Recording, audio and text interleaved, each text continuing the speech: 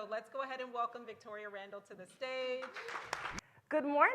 Good morning. Are we up? Are we ready? Yes. Are we okay? That's the energy I came for. All right. So, starting healthcare schools in all 50 states, getting it done right the first time. That is our motto. So, I am Victoria Randall. I am a family nurse practitioner. I was a CNA for 7 years until finally one day a nurse came up to me and was like, "Girl, what are you doing? Why are you not a nurse? You are really great at what you do." And I was like, "Well, I don't know how to become a nurse. How do you do that?" So I navigated the process and I took the long way. So I became an associate's prepared RN, then a bachelor's prepared RN, and then I went on and became a nurse practitioner because I was in management and I couldn't stand it. And I missed my patients and I wanted to go back to my patients. I started my own CNA school in 2015, and then it was called New Beginnings Career Center. I sold New Beginnings Career Center. We'll talk about that in a moment. And then I started the Secret Cocktail in 2018. Now, the Secret Cocktail is a healthcare school consulting company. We help to create initially CNA schools, but now we do any type of entry-level healthcare education program, again, throughout the United States. And then I just started Hero Institute, which I will tell you guys more about. I want to start first real quick and talk about why I sold New Beginnings Career Center. So one of my biggest lessons I've learned, and I like to call it a lesson and not a failure, because to me, anything in business that you come across that is a challenge is not a failure. It is a learning experience to do better and to be better in the future. So I got pregnant. This is baby Milan. That's baby Milan on the right, far right, and then that is Milan now. Look at her little sassy butt. But I got pregnant with baby Milan in 2017, and that pregnancy tried to take me out, okay? And at that time, I had the school up and going. It was running, doing great. I had 2 instructors, but guess who was running the show 24/7? Me. I was also working as a nurse practitioner, only part-time in urgent care. But I'm gonna tell you right now, when I got sick with that baby and I had to go on bed rest for 3 months, I was going crazy, looking at 4 walls every day, wondering how I was gonna get my business going, back running, and et cetera. I decided to sell the business. The lesson here, don't try to do it on your own. I cannot stress enough how important it is to empower people, especially those who work for you. Empower them. If you see they are strong, you see they are good at what they do, empower them to help you, delegate to them. I did not do that. So I sold my business, and then I moved on, used that money. I literally, while I was on bed rest, I started the Secret Cocktail, because as I sold my school, everyone reached out to me and they were like, "Well, I see you sold your school. Like, how did you even do it anyway? Can you help me?" "Yeah, I can help you." And then I helped her, and then I helped her, and then I was like, "Hold on, this is a whole business." And I was getting a lot of the same questions over and over, and I really got tired of answering them, so I made a YouTube channel called The Secret Cocktail. And when I made that YouTube channel, it literally blew up overnight. And I was finding people all around who wanted to start healthcare training schools, and that's how we were born. And that's Malay too. She'd kill me if I didn't show you guys her as well. So that's my oldest, Malay Love, and then my youngest, Milan Amor. So this is the Secret Cocktail team. We now currently are a team. I have 4 full-time employees and 8 contractors. We have Amy, who is on the left of me. That is our director of operations, and she is the person who I have empowered to run this business this time. So literally, while I have been here, Amy has been running the show. Amy runs the show 75% of the time for me now, which I love. It allows me to now launch the new business that I'm launching, which is Hero Institute. It allows me to hire and kind of train people and et cetera, which soon I won't even be doing that. Getting ready to hire somebody to do the training as well, because I don't want to do any of that stuff anymore. I just want to focus on creating the content, connecting with my customers, and doing the sales portion of things and letting my team do the actual work. The rest of the people you see are some of what we call our program specialists. They are the individuals that actually write the curriculum, they write the policies and procedures and et cetera for the schools. All right, so here are some of the healthcare schools I have worked with or have created literally from scratch. They're not mine, I wish they were, but there are other people's like yours. So we have Illinois, which is Anmut Nursing School, Sovereign Care, which is in Indianapolis. I have Healthcare Learning Center, which is in California, and the list goes on. So we have worked with over 120 schools since our inception, and not just CNA schools, we now do phlebotomy, medical assistant, patient care tech, and et cetera. So this is the exciting part because you are all built for business and you didn't even realize it. Nurses are built for business and we don't realize it. So what is this right here I have on the screen? The nursing process. Do y'all realize how this transitions over into business? Like for real, this transitions over into business, and I'm gonna walk you through quickly what I mean. Now I got this is a whole hour-long presentation on itself, but I'm gonna make it real quick. Number one is the assessment phase, okay? So just like the area of nursing that you wanted to be in versus the job that you got, you have to ask yourself, well, what's missing in the field? What's missing where you work? And we were actually just talking about this, right? You see something, well, what's missing? What's the problem? Number two, usually you ask yourself, right, like, okay, well, is this the best place for my patient? Okay, well, is this the best place for you to have your business? Again, you're thinking along the similar mind frames. Number four with assessment. Remember I just talked to you about delegation versus doing everything yourself? So focus on money-making tasks. What are your money-making tasks in the business versus the ones that are just taking up time that you really shouldn't be doing? And I find a lot of people, especially nurses in business, doing all these tasks because they think nobody can do them like they can, and they're taking their time away from the money-making tasks. There's no reason why you should be sending an email. None. I remember sitting in a conference with, we do an annual event called the Mastermind Retreat. And I was up on stage talking to the people who came, and one of the ladies was like, Victoria, how did you just send me this email and like you're on stage? I'm like, girl, we'll talk about that later. That's automation. You should be automating things. You should be delegating even those automation tasks to other people to set up. There's no reason why you should be doing that. And then also, you always listen to your patient and you advocate for your patient in the assessment phase. Same thing with business. You should be listening to your customer and then developing what it is that they need or want. So that is the assessment phase. What's missing? How can I create that? Listening to the people and what they're saying. I remember going around state to state doing my seminars, and here I was thinking everyone was asking the question, how do I start a CNA school? And then I found out, no, people were actually asking, how do I become a CNA instructor? And that is two totally different things. Okay, well, now I need to get into your psyche. Why were you asking the internet how to become a CNA instructor? And their answer was, because I thought that was the first step to starting my school. So now I changed my message.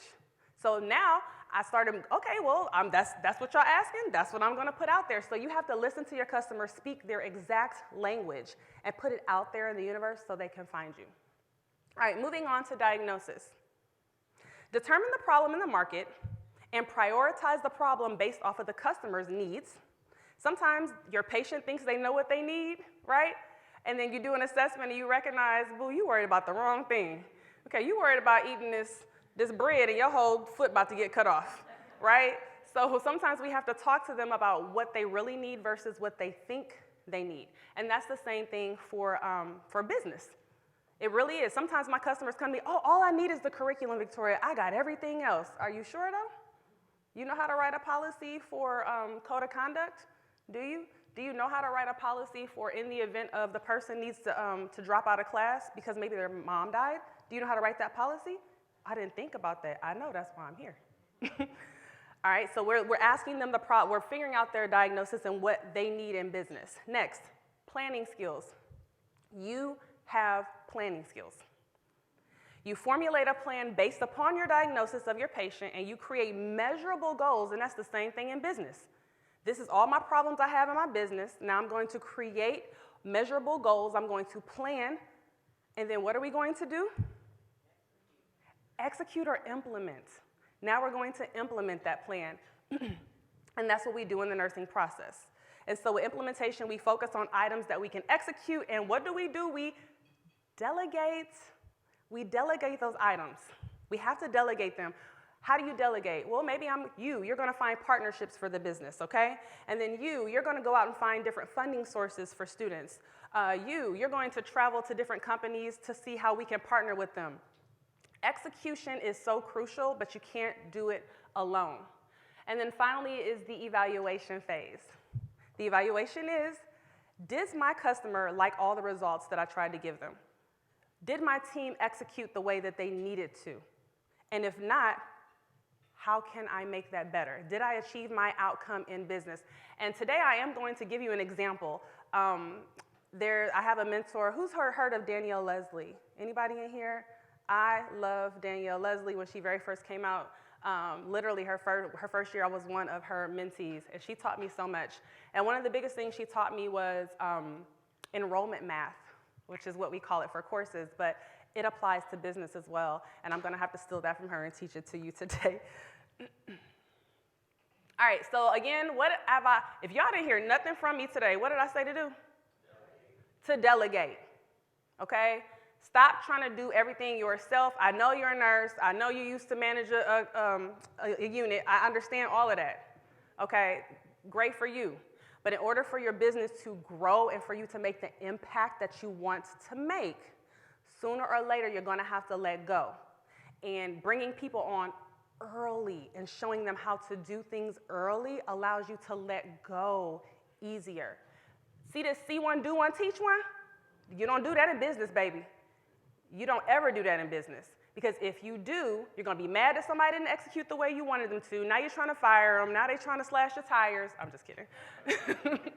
But it goes south, so you don't want to do that. Don't ever do see one, do one, teach one. We don't do that in business. Really take your time. It could take you 6 to 12 weeks to really train somebody up in business. Now, when we go get a job, that sounds all fine. And, I get 12 weeks of orientation, and I get paid. Give me that check, right? But when you own a business, I'm really investing in this person. 12 weeks worth of pay while I'm training you, that's a lot. But I'm going to tell you what, if you feel when you went to hire them they're worth it, do it and do it right. Give them processes. One of the things I usually do is if I have a task, especially on the computer, that I do repetitively, I record myself doing that task repetitively. And I talk while I'm doing it. I'm clicking here because I need to do this, and the whole reason why I'm doing this is because of this, and I go here and I go there, and I make a little 5-minute video, I click save, and I put it in my drive. Every task. I don't want to do this task anymore. I'm about to record it. This is boring. Let me get this to somebody else. Record it. When I hire that person, I'm going to show you how to do it, and when I'm not around, here go the video. Here goes, some people don't like to watch videos. Some people like to read. Okay, that's cool. I went to, what's that website called? I forgot it already, where it takes your vocals and types it out for you. Yeah, it's a dictation website. I don't know why it left me. There we go. Do that. Some people like to read. Okay, you have to think about the way the person likes to learn as well. OTTER, Otter. All right, so assess their knowledge and ability on a topic. Before we delegate, we always assess the knowledge of that individual. We show them how to complete the task. We watch them complete the task, and then we have them repeat it over and over until they do it with what? Precision. We don't let them go, I showed you once, you got this. No, there's different ways that situation can unfold. Maybe this time it unfolded this way, but next time when they do it, something popped up that they didn't know or you didn't show them because you weren't there. So you do have to be there. You do have to take your time. All right, nothing on that slide. Okay. So anyway, let's go ahead and get into it. Let's go ahead and get into starting a CNA school. I wanted to point a few of those things out. The very first thing is there's steps to opening the school because you have what's called a private institution, a private college, a post-secondary school, et cetera, et cetera. It's basically a private college. So yes, if you're starting a CNA school, you are opening a vocational school, a college. It's not, oh, I'm just about to do this little CNA thing. It's not. I can't tell you how many people think that. CNA schools are federally regulated. That means the federal government oversees the implementation of the programs. There's actually a federal law called OBRA, which was written in 1987 that oversees how CNA's education is conducted. So because of that, there's other regulations that fall under that. One of them is that many states require you to have a college or a private post-secondary school. Now, in Georgia, we don't, which I'm happy about, because that's a whole bunch of money and a whole bunch of paperwork I don't like doing. In Arizona, you don't, and in California, you don't. So there are some states that opted out of having to have that institutional need because that was not a federal requirement. Anyway, so you need to identify the need. You need to identify the location. I love that Marsha was talking about that yesterday because that is so true. You really need to identify the location. Just because it's around the corner from your house does not mean that's where you need to put the school. You need to identify the name. You're going to need to identify the approving bodies of authority, collaborative partners, and et cetera. So each one of these points, I'm getting ready to go into more detail about because I don't believe in just telling you one thing. I believe in explaining it, and I believe in showing you how to do it. So if you are interested in learning all of like every state's requirements, you can actually go to our website. If we can swap over, gentlemen. You can go to our website, thesecretcocktail.com. If we can swap over them, gentlemen. Okay, good. At thesecretcocktail.com, we have a website that says a link that says state requirements, and every state in the entire United States, their application and whether or not they have a higher education approving body. So if you wanted to see the actual application, you could go here. I'm not withholding any information. Any information you need is here or on YouTube. If you want me to help you, I'm here for it, but if you want to do it on your own, it's all right there. All right, we can go back. All right, so, thank you.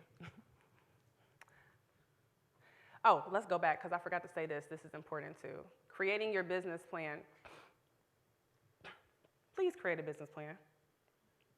I have people, well, so-and-so said she started her school and she didn't have no business plan. Okay, and? Do you go to work and start taking care of your patients and not looking at their chart? Do you? No, you would be negligent. You just go in there and start doing stuff. You didn't see who the doctor was, what the medications are, what the plan was for today, where they're supposed to be going, if they got a procedure. You just in there willy-nilly in it. You would never do that. So why would you do that with your business, with your own money? Why would you not develop a plan? Who's seen that nurse that runs around in circles with like a chicken with her head cut off doing so much ain't did nothing? I gotta, girl, sit down. You ain't even ain't did nothing today. Ain't got nothing done. That's how you gonna be in your business without a plan. Oh, I'm so busy. I have so many tasks. Yeah, because you ain't playing none of them. Busy getting a whole bunch of nothing done. Don't do that to yourself. You would never do that to your patient because why? Your patient could die if you did that. Let's be serious. If you did not know what's going on with your patient, you did not read their chart, and you didn't know what, you can give them medication that can kill them, anything. Your business could die too if you did not have a plan. It could. And some of you didn't have a business plan. My business is doing just fine. Okay, well, imagine how good it would be if you would have had a plan. Yeah, you making $300,000, $400,000 this year, but what if you had a plan? You could have already had $1 million 2 years ago. Sometimes we don't think about where we could be. All right, so never start without a business plan, and then always make sure that you know that there is a need. So the U.S. Bureau of Labor Statistics, there is wealth of information there, a wealth of information, whether or not there's a need. Now, we're going to go ahead and go on over. I'm going to show you on their website because, again, I believe in showing you. So when you go to the Bureau of Labor Statistics, every job has an occupational outlook handbook. You can literally go to Bureau of Labor Statistics. Just Google Bureau of Labor Statistics, nurse aide, Bureau of Labor Statistics, LVN, whatever you want to type in. It will tell you right there. So if you see right here, 33% outlook. That means they are anticipating over the next, from 2020 to 2030, that there's going to be hella need for this. Do you know the average job only grows by, I think it's 7%? That's 33? oh, there's a need. So you can always, and you know there's a need, I know there's a need, but when you're bringing your business to someone else and you're asking them for funding, they don't know that there's a need. They don't know what a CNA is. You got to explain that, let alone that there's a need.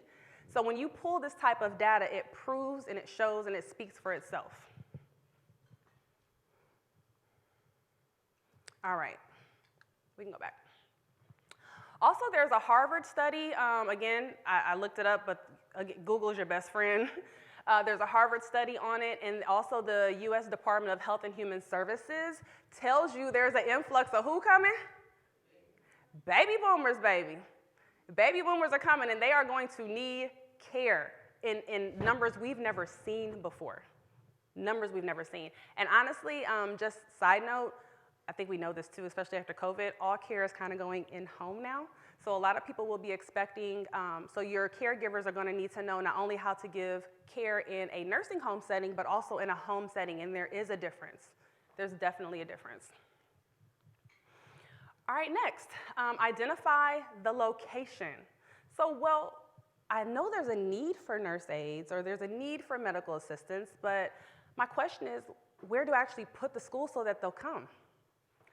Probably not in your backyard. It's probably somewhere else. So the U.S. Census Bureau. So let's go there. The U.S. Census Bureau, you know how the people come knock on your door every 5 years, knock, knock, tell me all your business? Those people? Okay, well, that data is actually public knowledge. Who knew that? Raise your hand. Okay. Some of you did, some of you didn't. That is public knowledge. You can come right here to the U.S. Census Bureau's website, right here, and access your local data. Somebody give me their zip code. 194. 19144. Okay, so that's Philadelphia City, right? Okay, one more person. 31792. Okay, that's Thomasville, Georgia. So I'm going to give, this is a really quick synopsis of what I look for to figure out whether or not one is required or needed in that area. But if we go here, actually, let me back up, because I want to show you what you're looking at. This is United States numbers. This is the city's numbers that you're comparing to. So these are kind of the norm, quote unquote, and then this is the information. So one of the first things I look at is the population. Is there a lot of people in this area in comparison, of course, to whether or not there's other schools, right? So if there's 18,000 people in this area, well, that might not be bad if there's absolutely no school there. Over here, there's a lot of room to teach a lot of people, right? So that's one thing I look at. The next thing I look at, just because I like to know, well, who live there? How many people black? How many people white? You know, what kind of race? What's going on there? I like to look at that. And then I also like to look at who owns property and who doesn't. How much money does a person make, and et cetera. So you can see housing. Let's see here. Yep. How many people own? So in the United States, 64% of people typically own their home and live in it. And then as you see here, it's a little lower. Why is that important to me? Because people are going to be cared for in their home? Almost. We're looking at the student. Right, who got the stability, okay? One of the biggest, if how much people live in a place and they all own property, are they probably trying to come be a CNA? No. Probably not. So I need to kind of be in an area where my ideal person would live. People like to go to school and they like to work where they live. All right, another thing I like to look at is education. Yeah, this is the one right here. All right, 88% of America has graduated. However, 32% has a bachelor's degree or higher. So again, these two would be good candidates because only 25% actually have a degree. So that would be a good spot. But again, if I had multiple cities in my area and that I wanted to hone in on, this is how I would do that. And then finally, I like to look at the income level. For some reason, oh, here it is.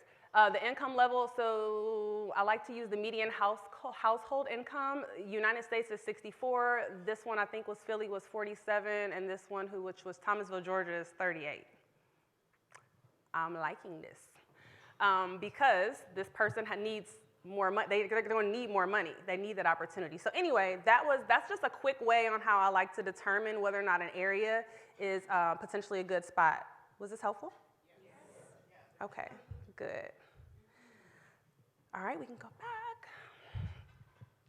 So I like to do a competitive analysis, which I'm not going to walk you through, but my competitive analysis is typically going to the state's website, and the state has to post every approved CNA school in the nation, and the Department of Higher Education, if you're in a state that requires the Department of Higher Education, they have to post every school that is approved to operate on their website. And so you can sort through the programs. Okay, how many programs are medical assistant in Thomasville, Georgia? Click, and they all pop up. Call them. Hey, I want to enroll my daughter in your CNA program. How much it costs? Oh, okay, what all included? Oh, okay. All right, when y'all next program? Y'all got day, evening? Ask all of those questions. Because if they don't have a weekend program, there's an opportunity. If they offer the program but it doesn't include nothing, you can be all inclusive. You know, look at what's going on in the market and how you can make yourself better. I even stopped by. Let me see what y'all got going on in here. Oh, it look like a matchbox. I got this. I don't care. I will do it. That's how you make yourself better. That's how you figure out what's going on and how you can do something different. All right, so now we're going to talk about name. What's in a name? When you name your business, I like to use the 4 L's of naming. People say, Victoria, what should I name my business? Like, I'm going to name it the CNA School of America. You know, I don't know. Okay, well, before we go there, let's think about a few things. The first one is legacy. Sometimes people like to name their schools based upon legacy. The Randall University, right? So it's going to be brought down. I'm sure that's how Howard and wherever else came up with their name. It came up through legacy. Maybe I'm going to name after my grandma, whoever. Next is location. If you can tap into the location name of a place, oh, you got it. So for instance, Sarasota University, right? Okay, well, I can be Sarasota Tech School, whatever. Yes, you can do that. You can call your school the name of that city if you want. Now, but there's limitations to that, because if you ever want to grow, it's hard to take Sarasota University and then move it to wherever, right? So that's one of the things, like Grand Canyon University, remember that? Like when they very first spread, I was kind of like, well, can I go there? You know, it was before the whole online thing. So you have to be mindful of that. Next is love. And what I mean by love is you use a name that pulls at people's heartstrings, right? So maybe my school is Caring Hearts Career Center, or something along those lines. It just pulls at the heartstrings. It evokes an emotion in that person that makes them feel like, that's where I want to learn. And then finally, you have the literal name. Like, okay, like I said, CNA School of America. Like, this is what we do. You want some or not? I like to shy away from that also, because I want you to grow. And if you're CNA Schools of America and then you start a phlebotomy program, nobody's looking for you.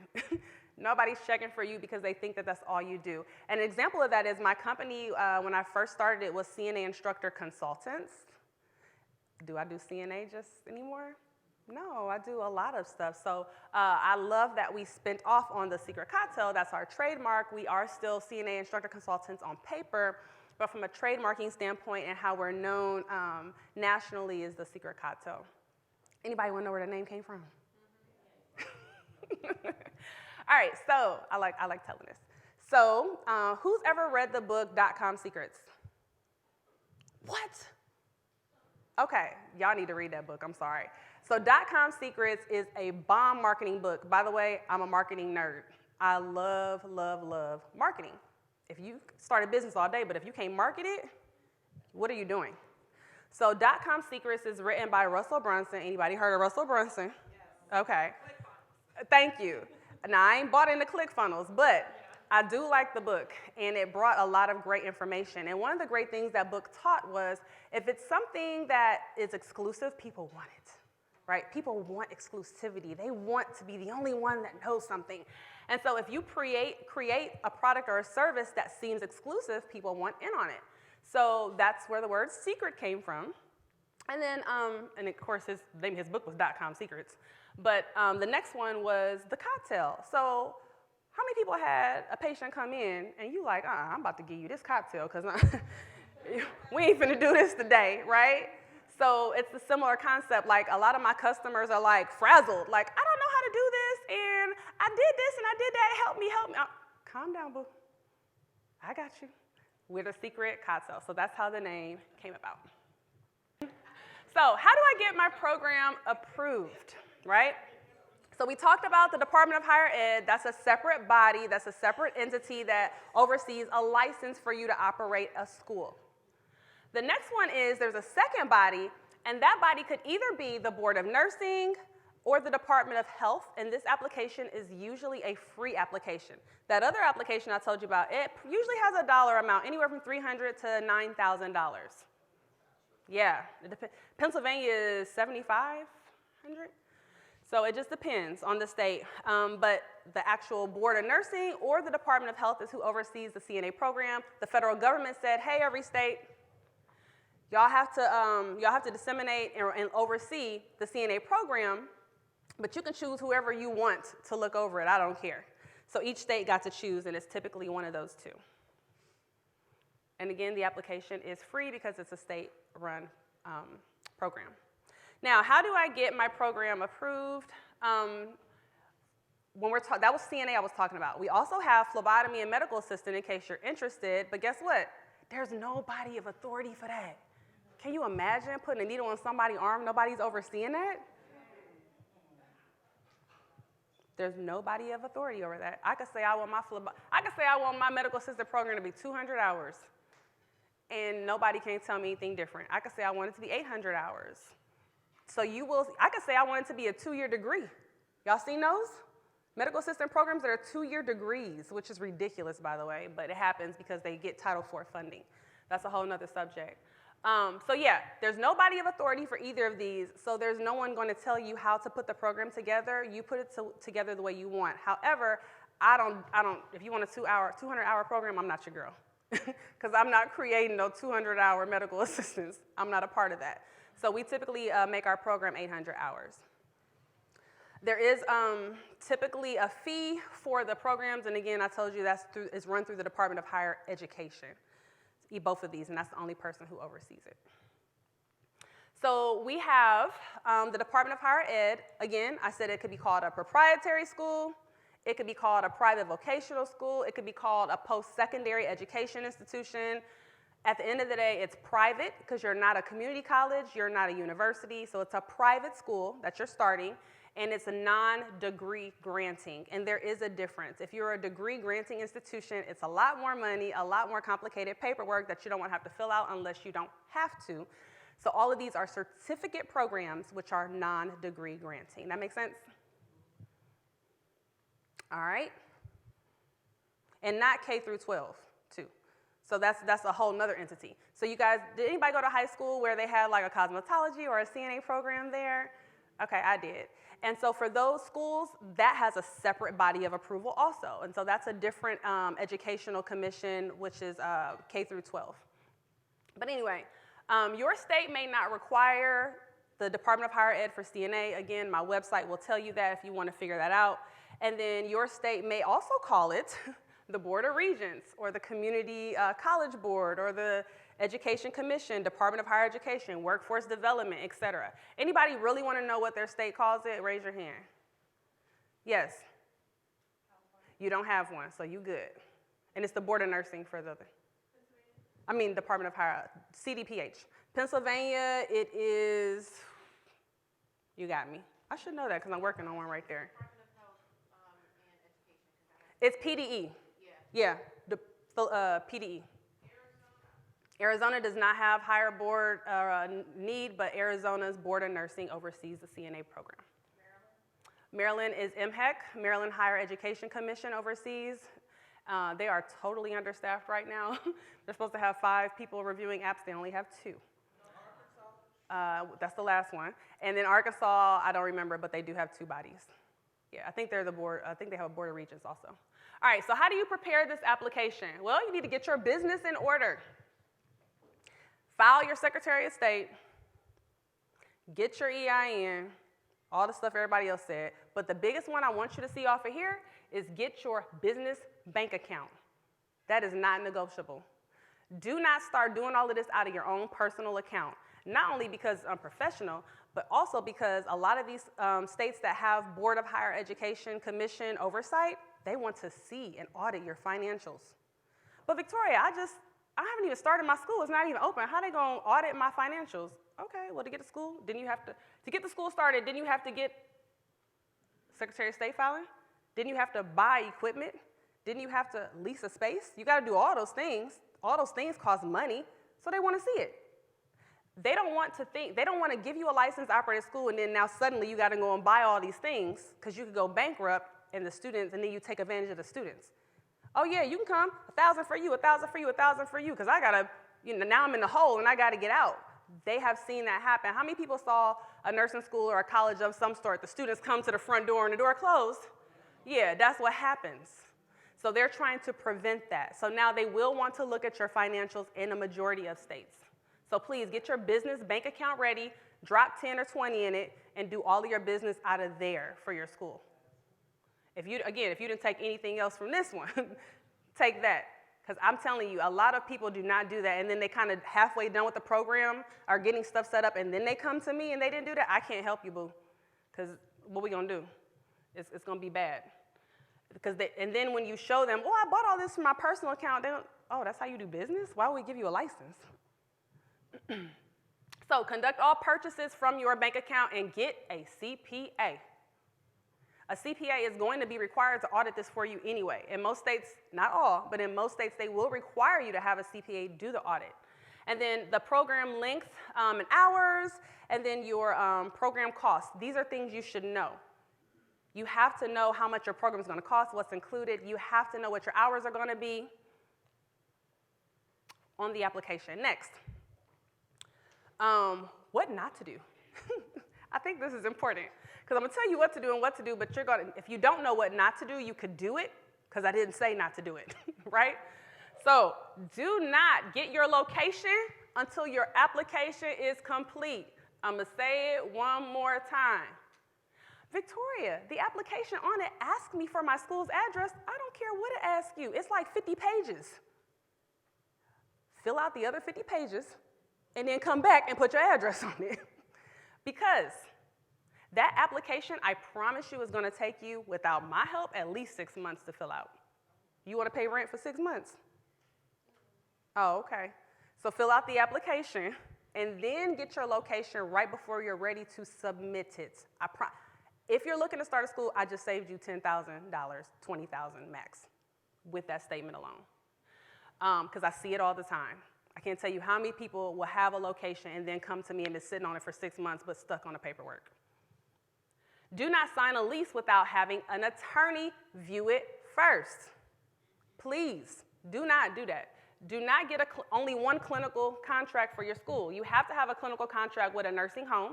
Do not just get one, because if that nursing home gets in trouble by Medicare and Medicaid for abuse, fraud, or neglect, you don't have a CNA school program anymore. CNA students cannot go to a nursing home that is on the abuse, fraud, or neglect list, okay? And then lastly, do not put your personal address on your Secretary of State filing. Don't do that.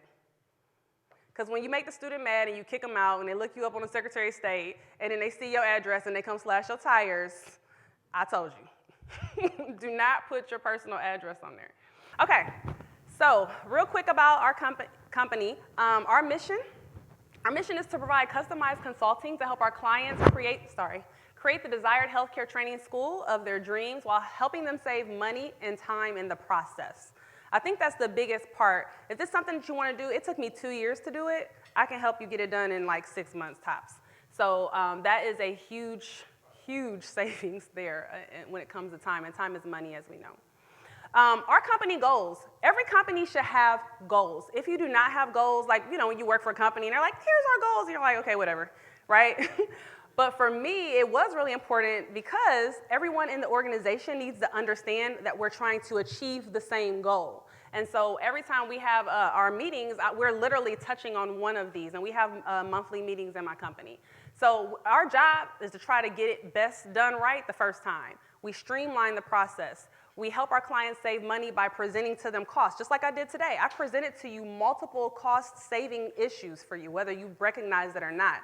And that's why consulting with someone, for the longest, my husband used to say, like, that consulting stuff, that's a hustle, right? Like, you just hustling people. But honestly, I'm telling you, it is such a time saver. Like, I didn't realize how much paying somebody for their knowledge really made a difference in my own life. I promise you. Provide a listening ear so that we can customize our clients' experience, listen to what they need. And our goal, which we've already set this precedence, is to be the premier healthcare training consulting firm in the nation. And then provide an engaging learning session to help real-life application. Did I provide you an engaging learning experience? Yeah. That was my goal. And then create a space where clients feel supported, empowered, and most of all, heard. So we do, what do? We do one-on-one consult calls. So this is tier one. Victoria, I want your knowledge, but I ain't got the dollars. Okay, cool. Let's have a one-on-one conversation, right? 1 hour, 150. Next, mentorship program. The mentorship program are for my clients they want to do it themselves, but they need some assistance along the way. So my mentorship clients, I'm with them. If it takes them 6 months or it takes them 2 years, I'm with them all the way through that time frame. Then we have our 3-day seminar. That 3-day seminar, again, is done by you with me, just like the mentorship, but it's in person. So mentorship is virtual for people who are not in Atlanta, because that's where I am. So some people do like to be in person. They're not computer savvy. That's not their thing. Cool. I have a 3-day seminar where we get every last piece of paperwork done in 3 days. And we grind. And we work 8 hours each day. If you ain't about that life, then don't come. Next is our online courses. So we do have online courses like our business plan course for people who need assistance with business plans. And we have other courses there. It's called the Secret Cocktail University on Teachable. And then we have Train the Trainer. So remember I told you, listen to your customer. People were telling me I was typing how to become a CNA instructor. Oh, you was? Okay, well then let me get a course for that. So I have a course for that, and that actually is a federal requirement, actually.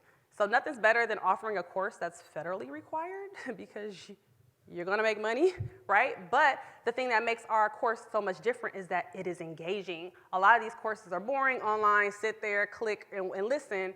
We make it engaging, so that's how we differentiate ourselves. And trust me, I took every train-the-trainer course there was. I spent about $3,000. I took all the train-to-train courses in the United States, and then I made mine better than all of them. That's how you do business, I'm telling you. People think it's psycho, girl, that's crazy. Okay, I'll be crazy. I will be crazy, but you better believe I'm gonna have the best. And next is our annual mastermind retreat. So we have an annual event where school owners come out and learn how to grow their business. This year we did not do it because we were launching Hero Institute, and we're gonna do it next year, so we took a break this year. And then lastly, we have an online directory of CNA schools, which I'm so proud of because it took me forever to build this. So all the schools that we've created, they typically need assistance, like, here, let me go to this website, CNA, there we go. They typically need assistance like getting students, right? So how can I help them do that? So I created an online platform called CNA Classes for Me. CNA Classes was picked specifically through SEO because that's what people were actually typing. And students can come and find a school of their dreams. So they just typically type in their zip code or their city, and then hit the search button. All the schools that are in that area will pop up. Sorry. And I don't know why currently they're saying there are any schools in Texas. I got a whole bunch of them. But anyway, I think it goes by zip code, that's why. But somebody who's in Texas, somebody give me their zip code. 75702.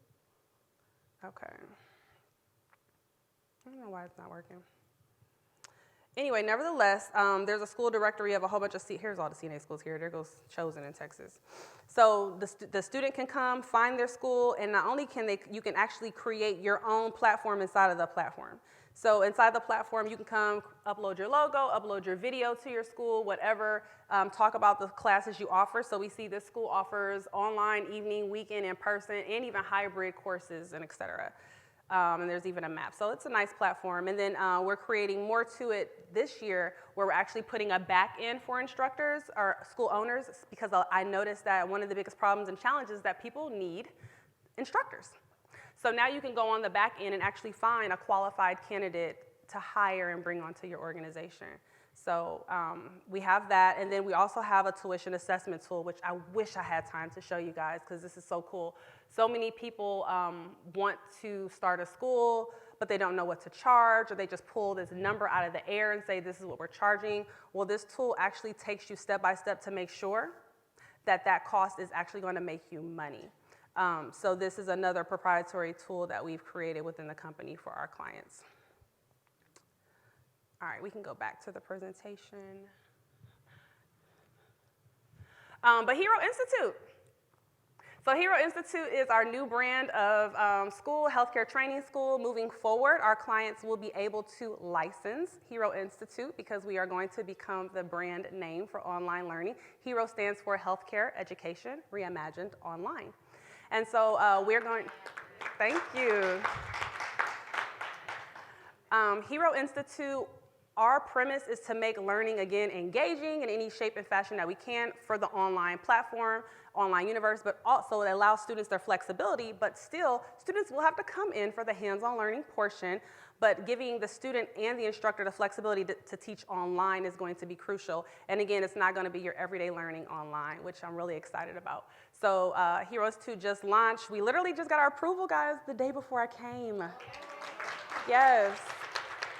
So the state came and gave us our approval, and so when I get back, feet on the ground, and I will be logging the journey on our YouTube channel so people can watch to see the school, and when you are ready to start a school, hopefully you will start a Hero. And then finally, the great thing about entrepreneurship is that you can make as much money as you want. There is no cap. I want you to remember that. And then finally, enrollment math. I don't have time. I'm out of time, right? Okay. I can do it? Keep going. Okay. All right. So this, okay, great.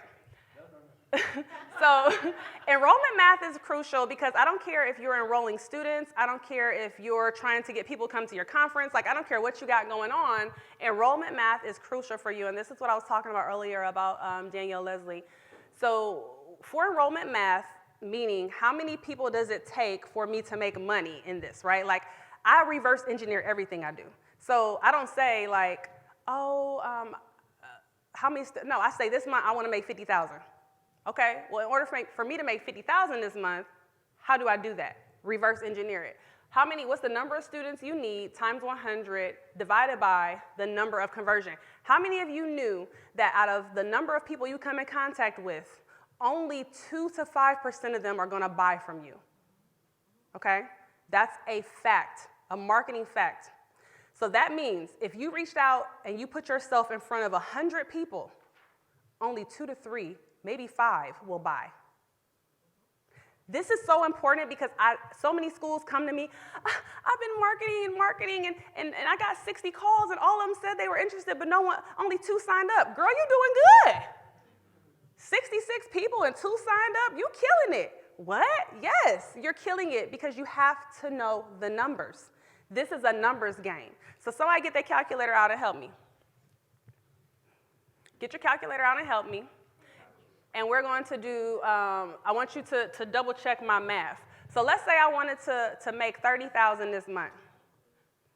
And my course was 1,500 a piece. So go ahead and divide 30,000 by 15 and make sure that's 20. Is it? That's 20 students I need, right? Okay, so in order for me, if I want to get 20 students to enroll this month, I need to take 20, multiply it by 100, and then divide it by, I'm going to say I'm going to get a 3% conversion because I think I'm doing good, right? So I'm going to do 3% conversion. That means I need to have 667 leads. Everybody know what leads are? Don't be embarrassed because I'll explain if you don't. Explain it anyway. Okay, lead is a person who is interested in what you have to offer. And you have 3 different leads. You got the red lead who's like, what's a CNA? What's that? You have a yellow lead, right? They're like, oh, I heard about CNA. Let me see if I want to double dutch into this. And then you have the green lead that's like, sign me up. I already know this is what I want to do and I'm doing it, right? We all want the green lead, but when you put yourself out in cyberspace, it's typically going to be a lot of yellows and a lot of reds. who are not quite sure. You got to do a lot of education. You got to do a lot of petting, a lot of coaxing, a lot of loving before they buy from you. Once you start, so that's 667 leads in just that month to get them 20 students. So you have to ask yourself, how am I going to touch 667 people this month if you want to make that money? Please write down this equation. Because if you're going to be in business and you have a product or service that you're selling, always reverse engineer. How much money? So if I wanted to make $50,000, okay, well, I got to grind harder. But it has to be a science to it. Okay, SEO earlier is search engine optimization. And I actually use keywords everywhere as a tool for that, one of the tools I used. If you guys pull up your browser, if you guys can pull up my browser here, you'll see up here in the corner I have extensions.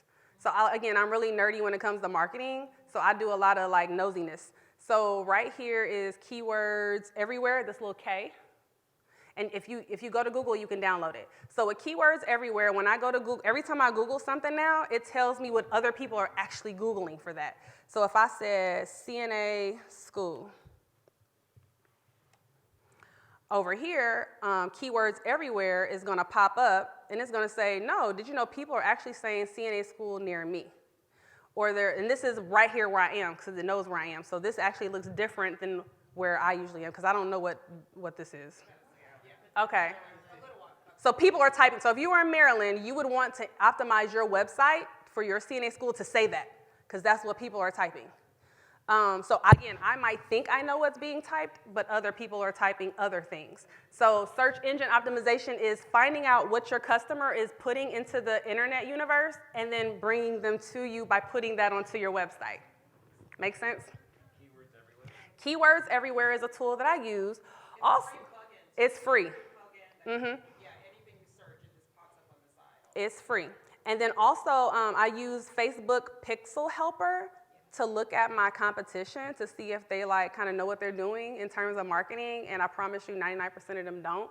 But that's just another one where you can go to a website, see if they actually have a Facebook pixel, and if you guys don't know what a pixel is, please write it down and read up on it later. That a pixel is how when you go look at shoes at DSW today, and then tomorrow they pop up when you're on Amazon, that's what a pixel is. It follows you everywhere on the internet until you buy it.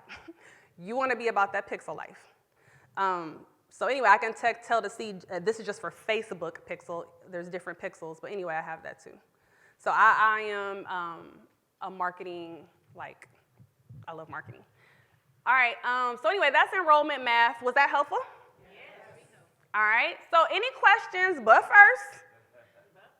Okay, but first, do not ask me this, because I don't have the answer. Do not ask me how much money does it cost to start a CNA school. I don't have that answer. The first time it cost me $6,000, the second time it cost me $40,000. It costs different for everybody depending on what you're doing and how you do it and where you do it. I don't have the answer, I'm sorry. We can use my tool to help you figure out how much it's gonna be for you, but I don't know. Next, how much money can I make? I don't know. How much hustle you got? Okay, so don't ask me how. I got schools that make $2 million over in New Hampshire. I got schools down in Georgia making $30,000. It's all about what you want to do. So I don't have those answers. I love y'all though, but I don't have those answers. So we can go ahead. While we're asking questions, please connect with me on social media.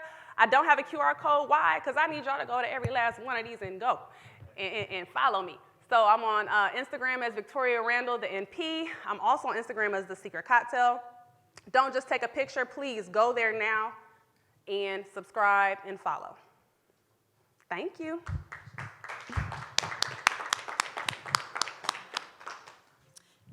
Thank you for your presentation. You're welcome. One of my questions is, when you maybe Google CNA school and wherever, and they're offering free classes, and I know they're not free. Yes. On the back end, who is funding that program for that particular CNA school? I love that question. Great question. So first of all, you're right. CNA school is not free, contrary to everyone's beliefs. You can't just decide you want to be a CNA and get it for the free. However, there are programs out there that will subsidize or pay for people, but they have to apply and qualify. Now, you as a school, I'm going to tell you, you as a school side, and I'm going to tell you the student side. You as a school side, you have to find out your state's rules and regulations on how you can qualify to be a vendor of WIOA. WIOA, write it down, Workforce Innovation Opportunity Act.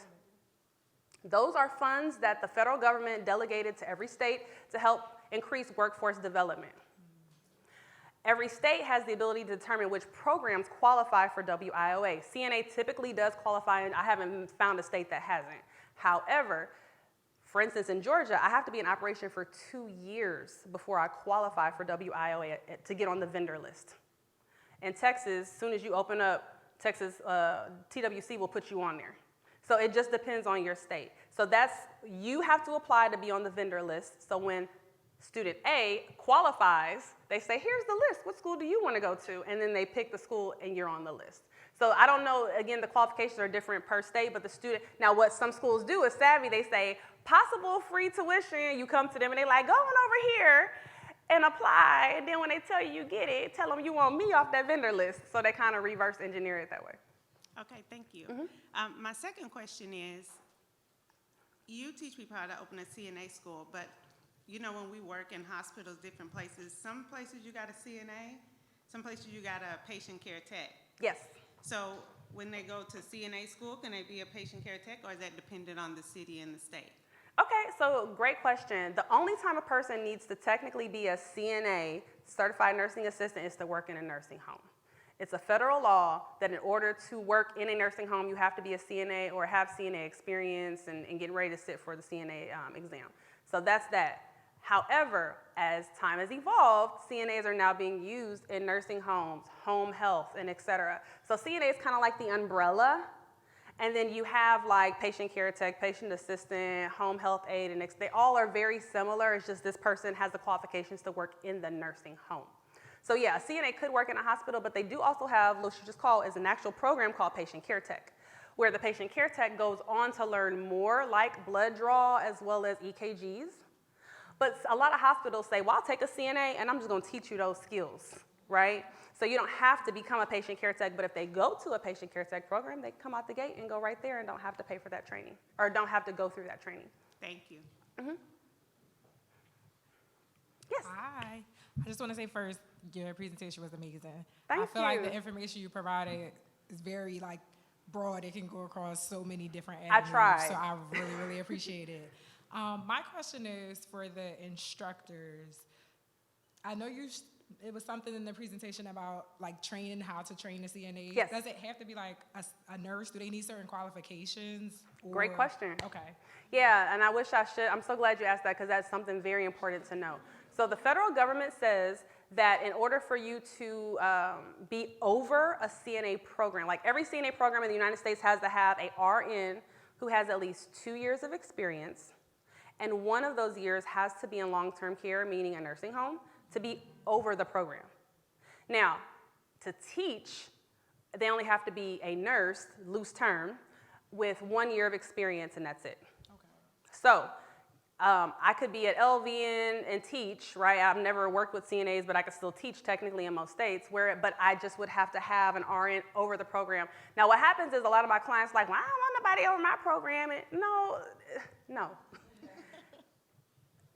CEO mindset. You still own it. You just hiring somebody to look over the paperwork to make sure it's right. I'm okay with that. I'll pay you because I don't feel like doing that. So, and the paperwork is, did the student actually complete all 100 hours of education? Did the student actually have a PPD done like they were, little stuff that I don't need to be micromanaging. So that's what the RN program coordinator is for. And then you can have, but some states interpreted that word nurse as an RN. So in some states, you cannot be an LPN and teach CNA, you do have to be an RN. So that goes back to looking at your state regs. Okay. So I just want to make sure I understand. So the person overseeing the program has to be a nurse that has, you said, at least 1 year of... At least 2 years of experience. Okay, and one in long-term care. Okay. And it does not have to be the owner. Okay. Yeah, my 18-year-old niece could own the school. she just hires an RN to oversee it and then hires someone to teach in it. And that person who's overseeing it and teaching can be the same person. Okay. Okay. And I don't like the sad face. What's the sad face for? Yeah. Because I'm one of those people where like, let me start here first, and it's the long-term care. So like, if you didn't stay, I wanted to start, and I wanted to oversee it to save money to start initially. If I don't have experience. Okay, let me do you a good one. Find your friend who's an RN, because we all got one, who does have long-term care experience, and say, listen, I need you to come stop up in here twice a month, look at my papers, and I'm going to shoot you X amount of dollars. Done.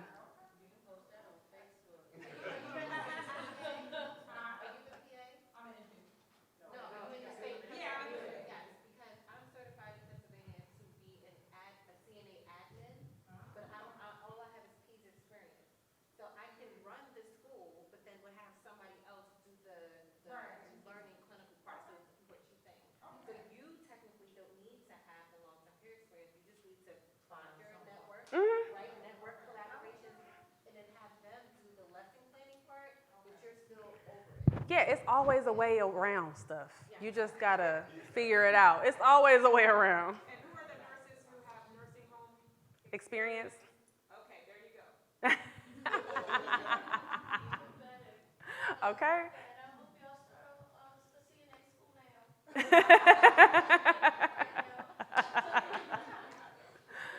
Yes. I don't know. Well, I don't know if I should ask you this in private, or is there a reason you don't have equity in these schools you start? Just curious. Can you speak up? Is there a reason you don't have equity in these schools you start? Stupidity. Why don't you? Stupidity. Yeah, stupidity. You know, again, we're nurses. We want to help. I'm trying to help people. You know, I had a dream. You got a dream. Let's make it happen. And nothing's wrong with that, and I'm okay with that. You've done well. It was just a learning experience, and so moving forward, you know, it is my goal to make sure that I have some type of reoccurring revenue. That's Which is the why word the I like to licensing use. of Hero Institute. Reoccurring revenue that's attached to the schools. Yeah, All right. and support that comes along with it. Yes. For sure. Thank yeah. you. Thank you again for the presentation. It was amazing. I want to talk about the beginning phases of formulating your needs. I learned it was called SOPs, your standard operating procedures. That part for me was scary when I was developing my business because everything else is easy. I can invest, I can start a program, and when it came to knowing what I needed so that I can build my team, it had me in a chokehold because I'm like, I don't know. I'm just trying to do all of the work. So can you talk about how you develop your SOPs so that everything was more fluent and not scrambled? Yeah. Well, a great question. There's two things about that. The first one is when we're starting a business that we've never run before, we don't know what procedures to put in place, let alone how to operate those procedures, right? So that's where you have two choices. Choice number one is I'm gonna figure this out on my own blind, right, and just make it work as I go along. Or number two, I'm gonna consult somebody who does have that knowledge. Hey, girl. So those are your two options. Then the next thing is, well, your standard operating procedures are going to be different than mine, different than hers, based upon the structure of your company and how you set things up, which is okay as well. So that's kind of like what I was talking about earlier, where I'll screen record and do things because those are operating procedures. For instance, whenever someone inboxes me on Facebook, which I really hate, because let me tell you why. For anybody who's messaged me on Facebook, the reason why I hate when people message me on Facebook is because we have to then take that data, pull it, move it to our CRM, and it's time consuming. Whereas if you just went to the website, put your information in, we can contact you immediately. So what we've learned, but I can't stop people from doing that because that's what people do, right? You're not in business, so you don't know. And I'm not going to give you a headache because of it. So one of my standing operating procedures is the following. I have a whole person I pay 40 hours a week to go and pull that data from all our social media platforms, put it in our CRM, and then they probe the customer for questions like, what state are you in? What is your background? Blah, blah, blah. So I know who you are and what you need. And then I can cater to you based upon that. But again, the standing operating procedure is she pulls that information, she asks those questions, she puts it in our CRM, she saves it, she puts them into an algorithm so they get text message or emails from me, and et cetera. So that's like an example of one of our many standard operating procedures, but I record them so people know how to do them. Does that answer? Yes, it did. But last question: how did you find these people? Because Girl, y'all ready? yeah. My website is onlinejobs.ph, baby. Onlinejobs.ph. I absolutely love that website. I outsource there all the time. The website, PH stands for Philippines. So I have a lot of employees. I have like 4. I don't even classify them as a part of my full-time team. But now that I'm thinking about it, I guess I have 4, 5, 7 full-time employees. I have 3 full-time employees from the Philippines, and I found them on the website. So the website, onlinejobs.ph. And you set your price. So, because when I you negotiate. Okay. So here's how it works. This particular website, you have to pay a fee to be on it, $75 for the month. Fine. You don't have to pay a reoccurring fee. Once you find your person who you like, you can pull them off the platform, work with them, and stop your subscription. However, these people are vetted.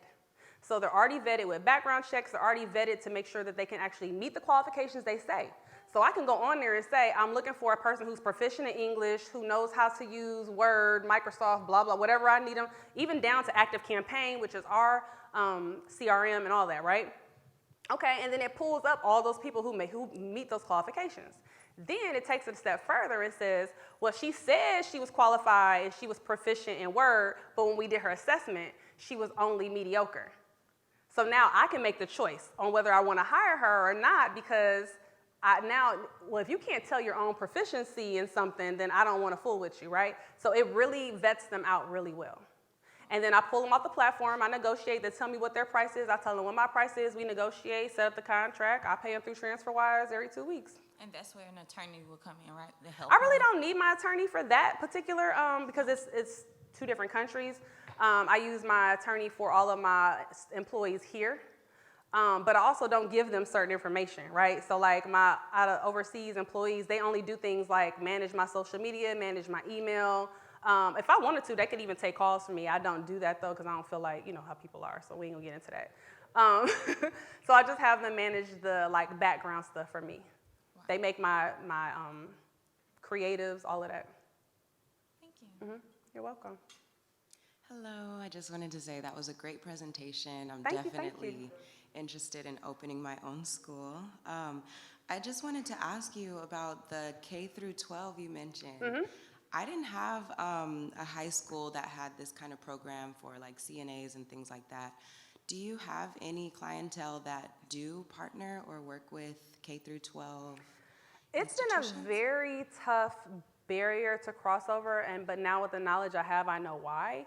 Okay. The first time I had my school, that was my goal, to partner with a high school in my area and provide that education. But now I've learned that there's bidding and contractual opportunities for that.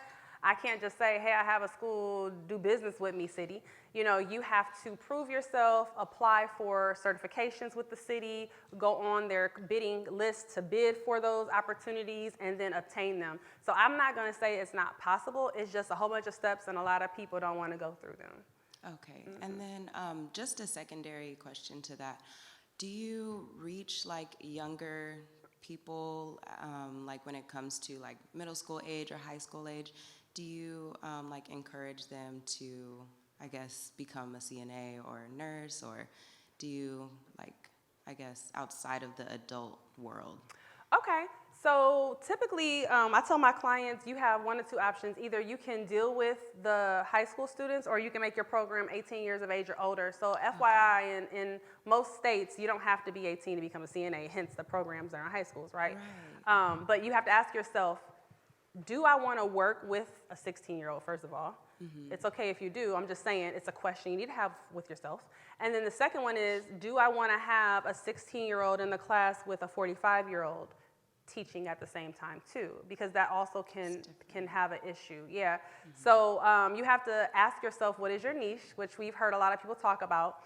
What is your niche and who you're trying to reach, and then cater everything you do based upon that particular niche. So yeah, if high school students is your niche, cool, roll with it, think about them, what their needs are, how you would market to them, which is way different than what I've spoke about before. That's not my niche though. I prefer not to. Because I was an adult who needed help. That's my passion. So I want to be able to help adults, but everyone has their other passions. Thank you so much. You're welcome. Yes.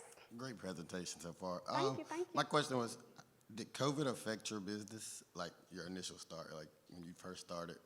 Did that affect your business, and then did COVID help you or hurt you as far as people coming to you to open more schools? COVID, we blew up in COVID. My very first year I opened my company was in 2018. We made a little over $70,000 that year. My second year, 2019, we made $300,000, and then 2020, which was COVID, we went over $500,000. So we definitely, yeah. Yeah, we definitely grew significantly during that time frame. I would say that it affected, but we also had to pivot. Now, I'm not going to act like we didn't have to pivot, because we did. As you know, I have seminars, that in-person events, and so I had to cease those and do them one-on-one and not in such a big manner, like 5 or more people. Typically, I only have 5 people in my sessions because they need individualized attention. But anyway, so I ended up doing one-on-ones, and then I ended up doing more online mentoring and things like that. So we definitely had to pivot, especially with our Train the Trainer course too, because it was all in person. I have nurses in different states who teach the course for me because I got tired of going from state to state. But when COVID came, it was hard, and so we had to pivot, and now all of my instructors, I had to train them on Zoom and how to teach online and how to be engaging online. So it was interesting. But I did it. Yes. I wanted to see if you can touch on barriers of moving forward.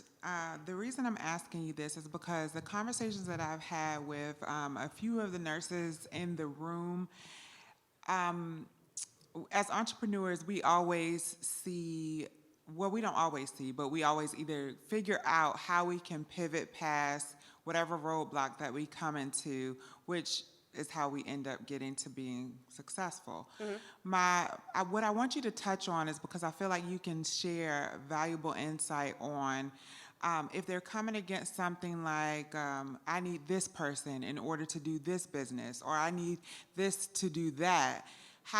What advice would you give them to move past that? For instance, with med spa IV hydration, some of the states you need MD, some of them you don't. You can use an MP.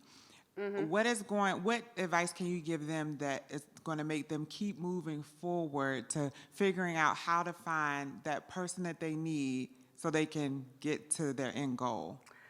Whew. That's a hard one because, okay, so for me, when I have my mind made up about something, I'm going to do it, right? So what I could say is, and what drives me is my why. So for me, I already have my mind made up, like this is something I'm going to do, and my why is, and I have to constantly remind myself of my why. And sometimes my why shifts, and sometimes my why changes, right? So like in the beginning, when I very first became a nurse, my why was my baby sister. Our mom was killed when I was 15, and she was only 2 weeks old. So like I went through hell, and I didn't want that to happen to her. So for me, I was like, okay, well, I got to get my life together because I have to take care of my baby sister, right? I got to make sure she doesn't go through any of the things I went through. That was my why. I stay focused. Got past nursing school, my why changed. Okay, so now my why was because I got through that hell, but becoming a CNA got me through that hell. So I'm going to help other people through the path of CNA. So I just stay focused on my why. Like, I don't care what adversity comes up. I was put on this earth to execute this, and I have to execute it, period. And if I don't execute it, the person on the other side is not going to be able to live and do what they're supposed to do for themselves, and I can't live with that. So for me, I would tell that person, like, I don't care what comes in your way. You got to figure out and focus on your why, how to get around, jump over, go under, whatever, and never give up. It's not an option. I don't know anything else to say about that. That's what I wanted to hear. Thank you. Okay. Any other questions? I just want to ask you real quick. Y'all need to leave one of these mics down. Just saying. I just want to ask you real quick, the call that I see is posted on your website, is that with you personally or is it with someone on your staff? Either or. So my schedule's on there also. Like right now I take calls on Wednesdays. So, and then I have 2 other staff members that take calls as well. So I think right now I'm booked out till September. So if you're willing to wait that long, I'm available. If not, Amy has my brain planted in her, and so she knows just as much as I do. Okay, thank you. You're welcome. All right, any other questions? Thank you guys, you were wonderful.